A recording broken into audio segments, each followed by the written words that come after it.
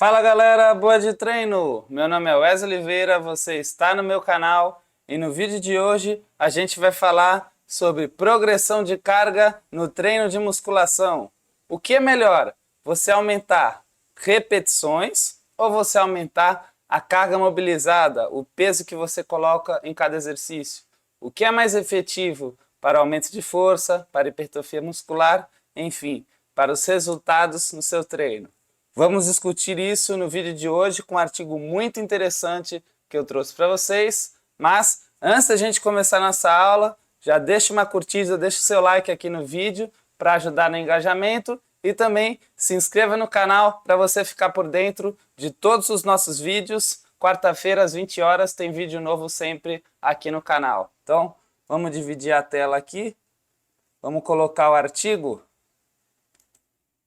Então aqui, ó, trouxe para vocês um artigo de um grupo de pesquisadores americano e ele fala aqui justamente ó, da sobrecarga progressiva, que é você ir aumentando, né, o nível de exigência do treino ao longo do tempo, sem necessariamente você progredir a carga, ou seja, aumentar os pesos. Os efeitos da carga ou repetição, ou progressão via repetição nas adaptações musculares, né? Então, para a gente entender melhor esse cenário e progredir aqui com os resultados desse exercício, a gente precisa entender um pouco sobre a progressão de carga no treino de musculação, né?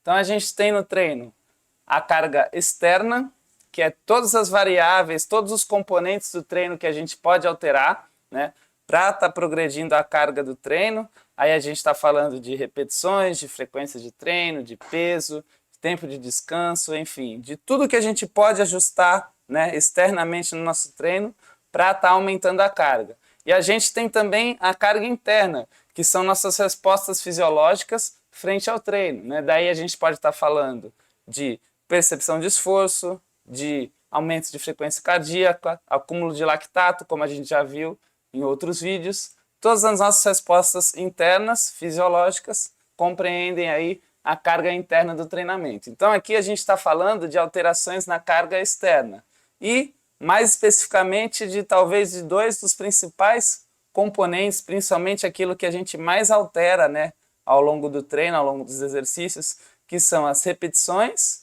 e a carga mobilizada. Falando aqui do aumento do número de repetições, basicamente vai causar alguns efeitos aí, né, no seu treino. Se você aumentar o número de repetições no exercício, numa série, você vai, né, tá aumentando o tempo de trabalho do músculo, ou seja, com mais repetições, o teu músculo vai estar trabalhando mais tempo naquela série para um determinado exercício. Você também tende a acumular mais metabólitos, né, como lactato, que é um subproduto da contração muscular. Entre outras coisas, você também leva ali um acúmulo maior de líquidos, de sangue no músculo, né? Tudo isso faz o efeito pump, né? E junto com esses metabólitos, que também ali tem uma certa associação do seu acúmulo com resposta de hipertrofia, você mexe com essa parte mais metabólica do músculo, né? Essa é a tendência em um treino com mais repetições, quando comparado a um treino que tem menos repetições e mais carga. E também, se a gente for pensar no princípio da especificidade, que a gente tende a melhorar mais o que a gente treina de fato no treino, se você faz mais repetições, talvez levaria ali a um maior aumento da força de resistência, que é a capacidade da gente manter um determinado nível de produção de força por mais tempo numa série. Aí poderia ser força de resistência isométrica, se o exercício for numa posição sustentada, parada, ou força de resistência dinâmica, se for um exercício convencional com repetições com movimento. Lembrando que a gente está comparando essas condições de repetições e carga, né, numa condição pareada, que seria levar esse treino até a falha, levar essa série até o máximo que você consegue executar ali, né, seja com mais peso ou seja com mais repetições. Quando a gente pensa em aumentar a sobrecarga progressiva do treino a partir do aumento da carga mobilizada, basicamente a gente está falando do aumento do peso que a gente levanta, né? Em muitos estudos a gente vê isso como aumento da intensidade, lembrando que também o conceito de intensidade, né? Muitos consideram que a questão também da carga levantada de acordo com a velocidade do movimento. Mas aqui a gente vai focar mais na questão da carga levantada pura e simples. Então, o aumento da carga mobilizada, ela eleva a intensidade do trabalho muscular. Se nas repetições, quando eu aumento, eu trabalho por mais tempo, quando eu aumento a carga, a intensidade, a magnitude desse trabalho aumenta. E isso leva, né, a duas coisas muito importantes também para a hipertrofia, que é a maior tensão mecânica, ou seja, o estímulo ali na fibra, a parte mecânica, né, de produzir a força, né, no caso ali no encurtamento da fase concêntrica positiva e também da produção de força durante o alongamento na fase excêntrica negativa, no músculo ela é maior quando você trabalha com cargas mais elevadas.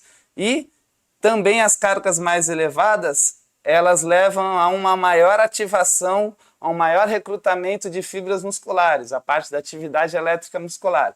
Isso tem a ver com o princípio do tamanho, que é uma lei, né, da fisiologia que diz que quanto maior a carga, mais a gente tem que recrutar fibras musculares para dar conta de estar vencendo aquela intensidade que a gente está impondo ali no treino. Então, esse treino ele tende a ter maior tensão mecânica e maior ativação muscular, recrutamento de fibras, né?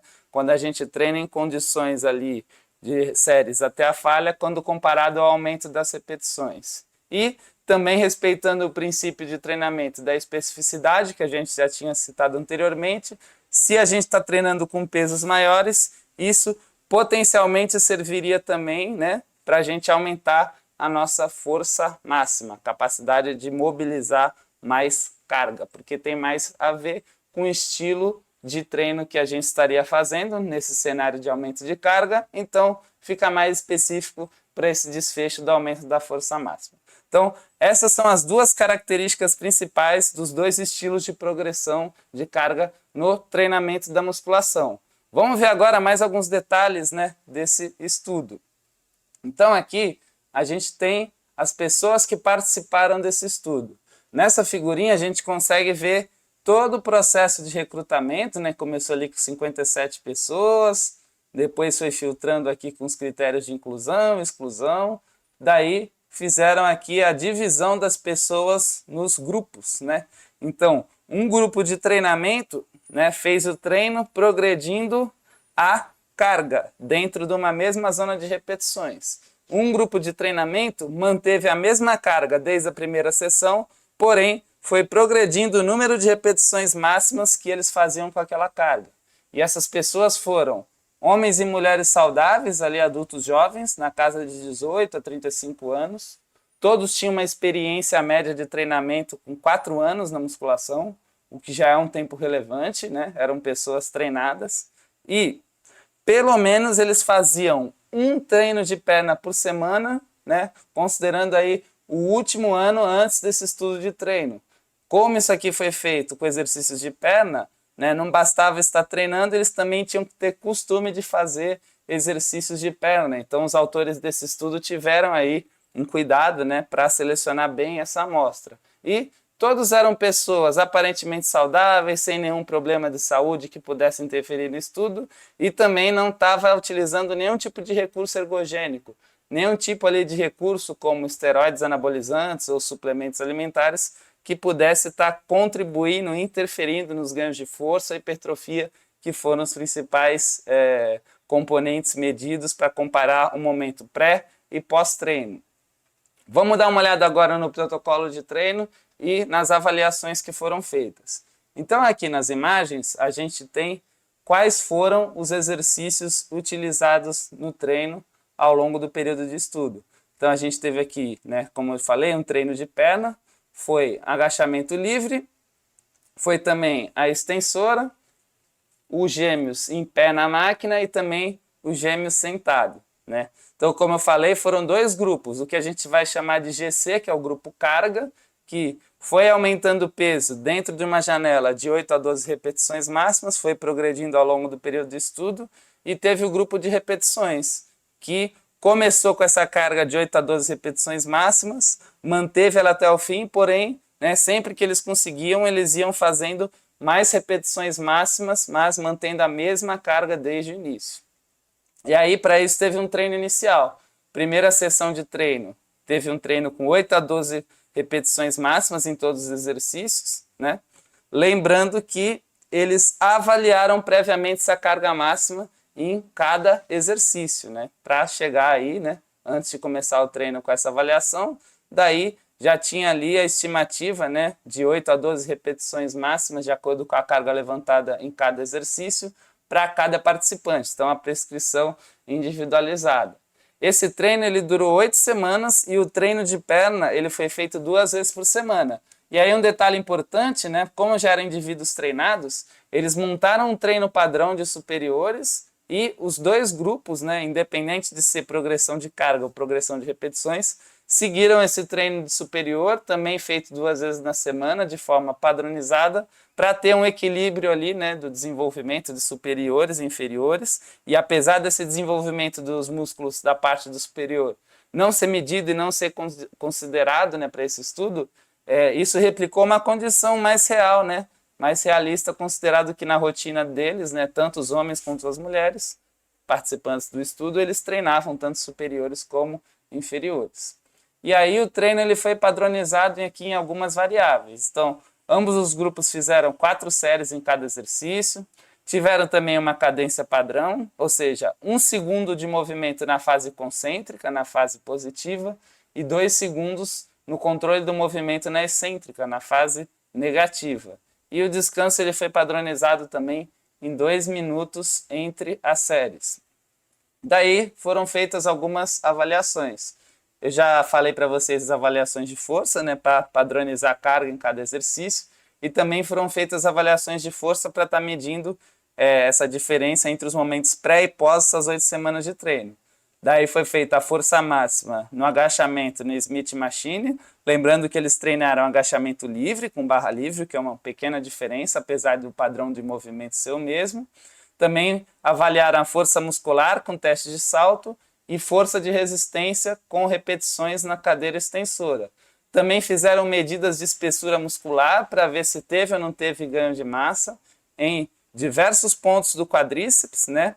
Foi dividido ali entre parte de quadríceps medial, que pega os músculos do meio do quadríceps, reto femoral e vasto intermédio, e a parte lateral do quadríceps, que pega o vasto lateral. Essas avaliações elas foram feitas com ultrassom. Podia ser também, né, a ressonância, que seria o padrão ouro para esse tipo de avaliação, mas o que eles conseguiram fazer foi o ultrassom.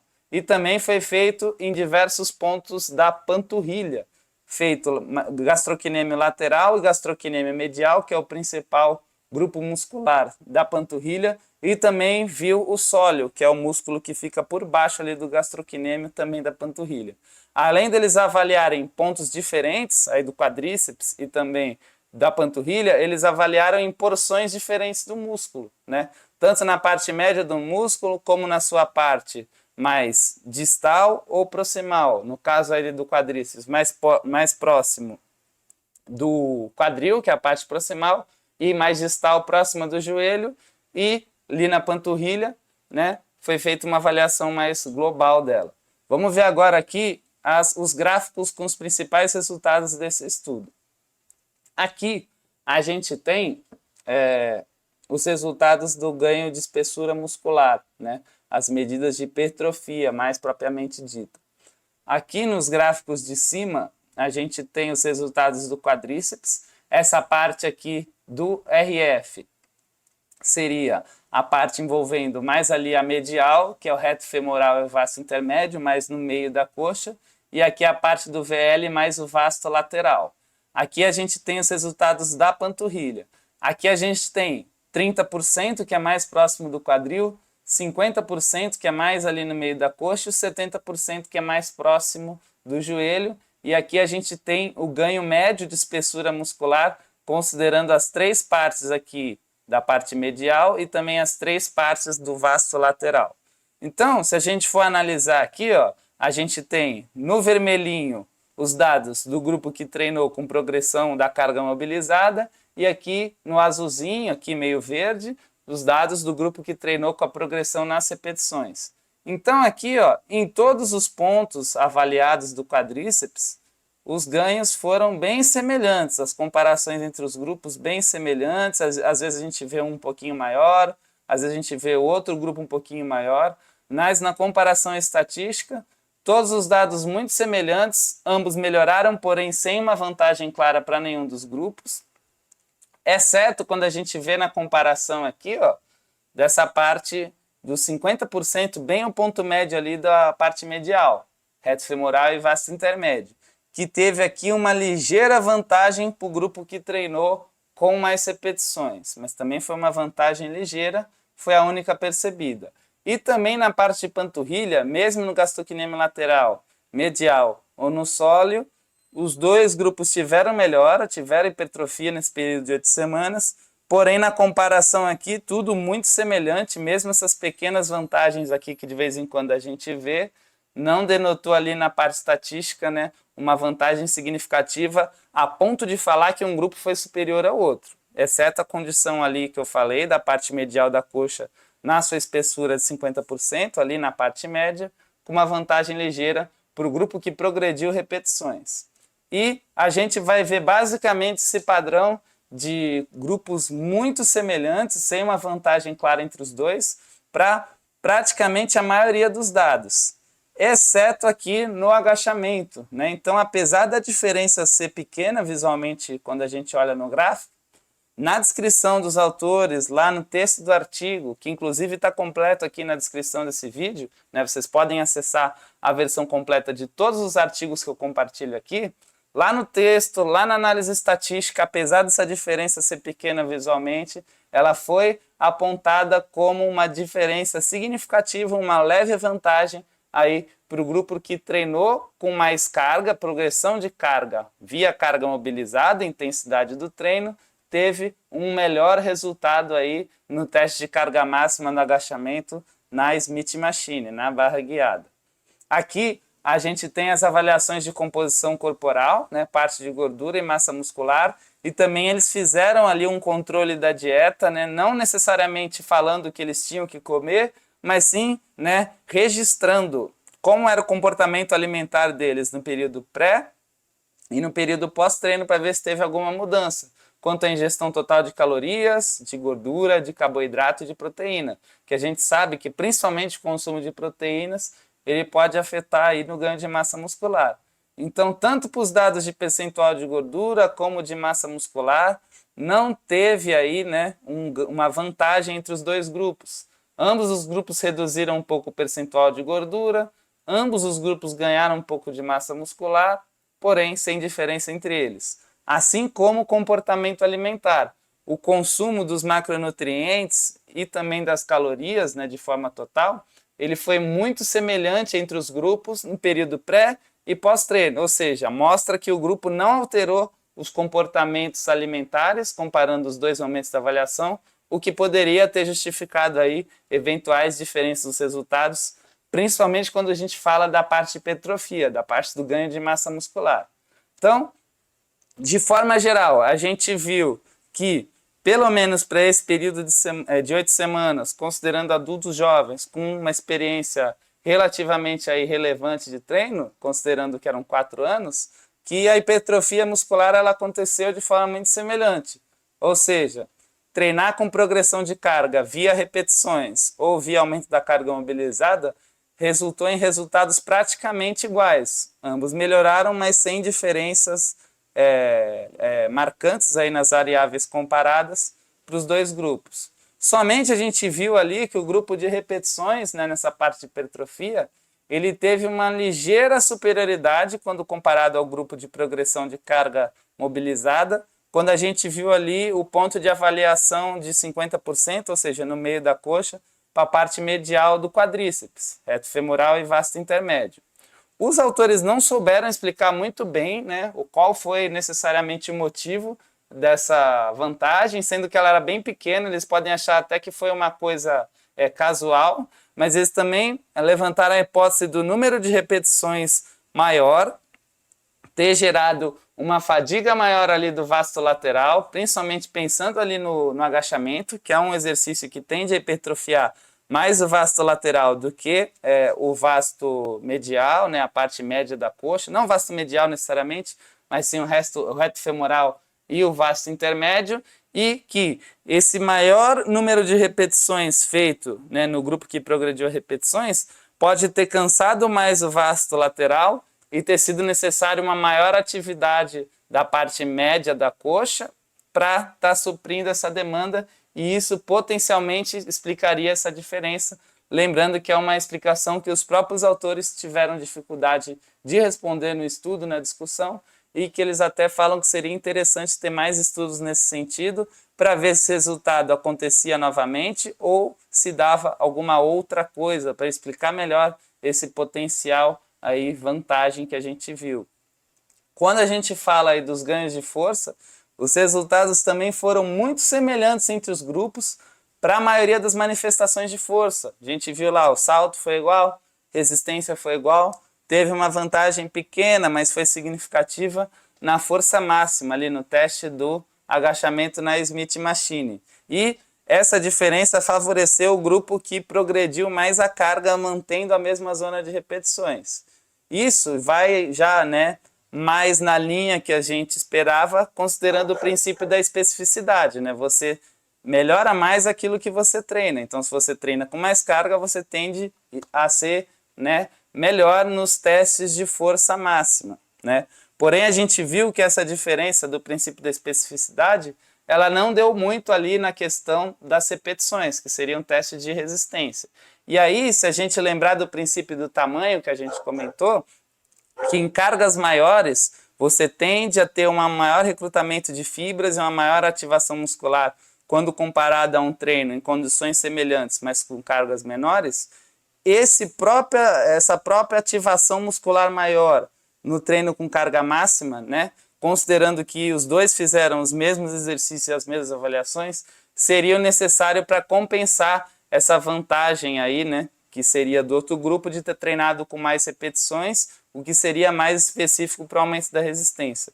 Então, essa força a mais, essa ativação a mais, esse recrutamento a mais potencial no grupo de carga compensaria essa diferença, o que igualou aí os resultados na parte de resistência da avaliação e mitiga um pouco os efeitos da especificidade que é mais observado quando tem a questão da carga máxima, já que o grupo que faz mais repetições tende a não chegar no mesmo pico de recrutamento e de ativação muscular, na hora da força máxima isso faz mais diferença do que na hora da avaliação de repetições máximas, né, na parte de resistência. Lembrando que as diferenças, mesmo que significativas, elas foram pequenas ali visualmente. Então, mesmo essa vantagem dita aí não foi tão vantagem assim, né?